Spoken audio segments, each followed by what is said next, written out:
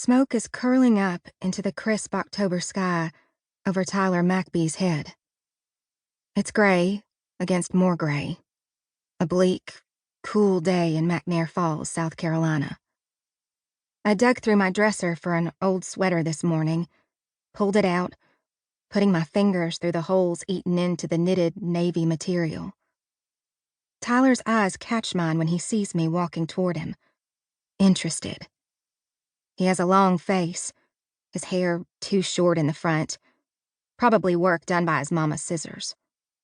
He's leaning against the cheap aluminum siding on the outside of the gym, facing the trees next to school. "Can I bum?"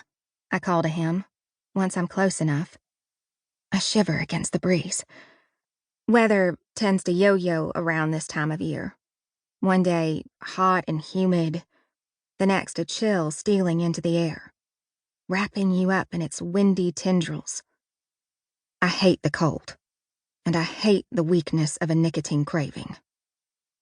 Tyler's already got his box of Salem's out, offering me one. He flicks the box toward me with his wrist, shaking a cigarette loose. I grab it, pulling it between two fingers.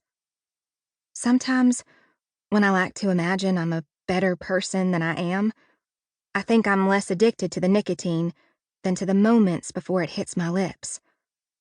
Holding the cigarette between my fingers, watching some desperate boy offer a flame to me, and then sucking in the smoke like sweet release, like a brief twinkle of freedom, control. I lean against the wall of the gym next to Tyler, looking out over the trees blowing in the breeze. My red lips leave a stain behind on the cigarette wrapper. "What are you missing?" Tyler asks, not quite looking at me, and not quite not looking at me. "History," I answer easy. Exhaustion works to drag me down, and I fight back just as hard. History is death, I want to tell him, and there's enough dead things around here without piling on. But if I did that, said that, I might not ever be able to get another cigarette. So I keep quiet. I know what to do. Glance over at Tyler, keep my gaze down, my eyes soft. There's not a lot I can get in this world, so I always play nice with those who give. "You?" I ask, letting smoke escape out the side of my mouth. He snorts, ashes his cigarette against the wall. "Haven't been to math all week. To be honest, I'm not really sure I have time for all this anymore."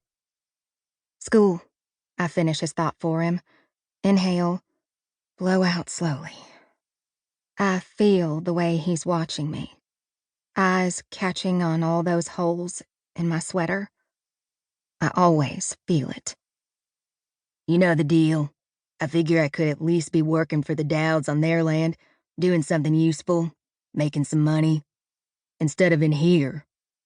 He gestures at the wall, the school beyond. "Learning nothing. This shit's never gonna do people like us any good." Drag. I roll the words, "people like us," around in my mind.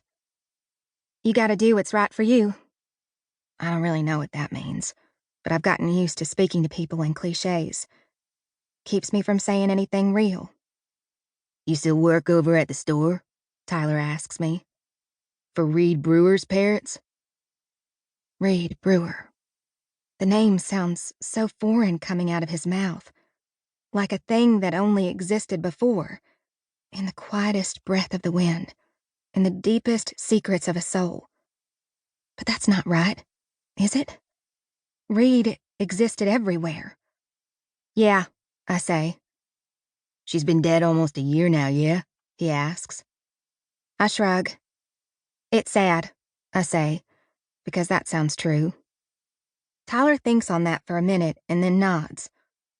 "That's life, isn't it? Can't escape sad shit." I can't help but laugh, surprising Tyler and me both. Tyler drops a cigarette, stubs it with his toe, and kicks it off the thin sidewalk bordering the gym and into the grass. "You want to get out of here?" he asks me. I push my fingers through my hair, slow, careful. Glance up, like I'm ready and willing to be offered up to him as compensation, like a prize pony. I've got biology, and I'm not ready to quit just yet. Oh. He moves closer, head tilted down, eyes hungry like all boys when they look at girls like me. Maybe some other time. Maybe. I toss my cigarette down after his and step on it on my way around him. Once I've turned the corner, I lean back against the siding, breathing in and out slow, letting myself have this moment alone. I hate when anyone gets too close to me. But the bell rings a moment later, signaling for me to get on with it. I straighten back up, dust off my too-tight jeans and ratty sweater, and I keep going. It's not like the alternatives are any better.